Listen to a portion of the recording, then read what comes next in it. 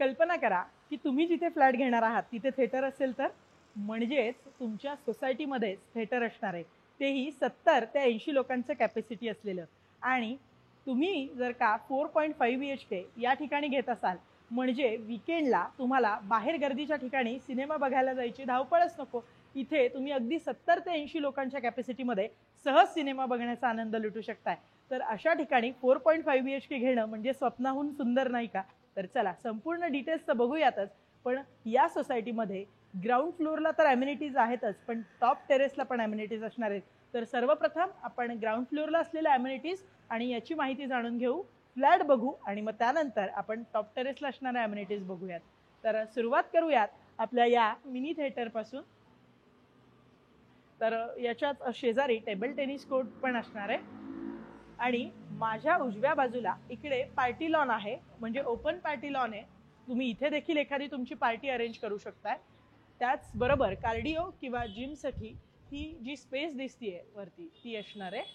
तर हा असणार आहे आपल्या फ्लॅटचा मेन एंट्रन्स. तर मेन एंट्रन्समधून आत आल्यानंतर तुम्ही बघू शकताय की शू रॅकसाठी सेपरेट स्पेस यांनी दिलेली आहे. त्याचबरोबर अगदी प्रसन्न आणि समोर असलेलं तुम्ही गणपती बाप्पाचं दृश्य देखील बघू शकताय की मेन एंट्रन्समधून आतमध्ये आल्यानंतर अगदी सुंदर असं दृश्य इथे असणार आहे.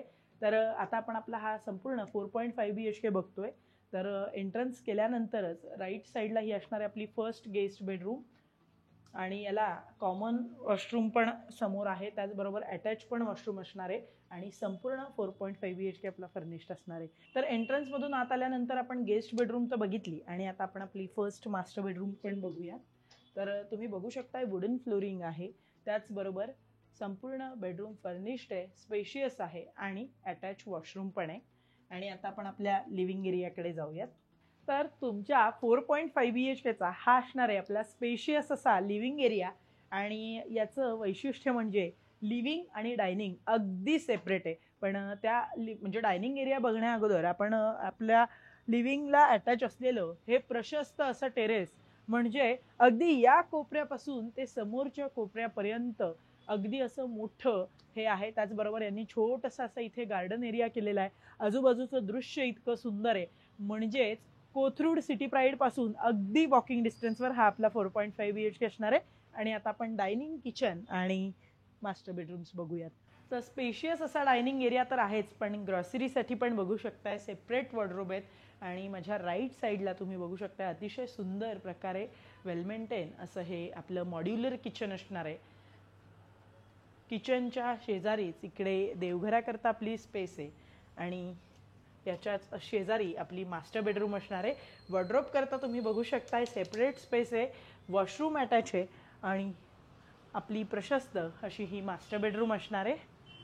अटॅच टेरेस देखील आहे, एक छोटासा झोपाळा सुद्धा आहे, म्हणजे या झोपाळ्यावर बसून तुम्ही बाहेरच्या निसर्गाचा आणि या दृश्याचा आनंद घेऊ शकता. आणि आता आपण आपल्या थर्ड मास्टर बेडरूमकडे येऊयात.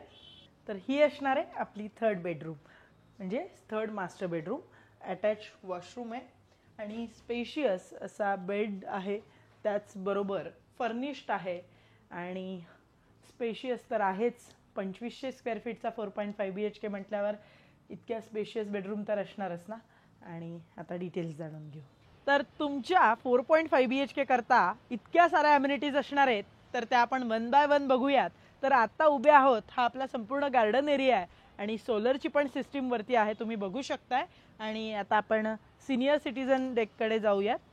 गार्डन एरिया तर बघितला आणि हे सिनियर सिटीजन डेक आहे किंवा सिटिंग एरिया पण आपण याला म्हणू शकतोय. अतिशय सुंदर आहे. इथे तुम्ही वॉकही करू शकताय आणि थोडी विश्रांतीही घेऊ शकता, अशी ही स्पेस आहे. तर प्रशस्त अशी ही आपली संपूर्ण स्पेस असणार आहे. सिटिंग एरिया किंवा सिनियर सिटीजन डेक किंवा तुम्ही इथे वॉकही करू शकताय.